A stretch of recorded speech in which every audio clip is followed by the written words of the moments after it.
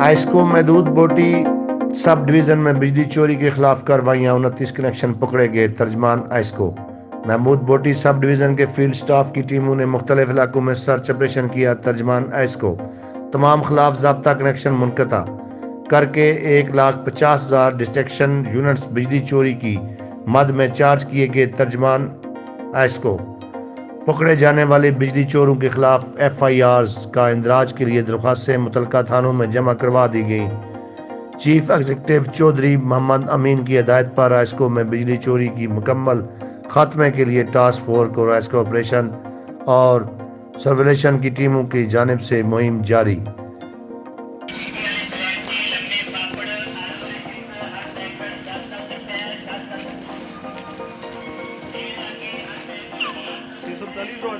₹340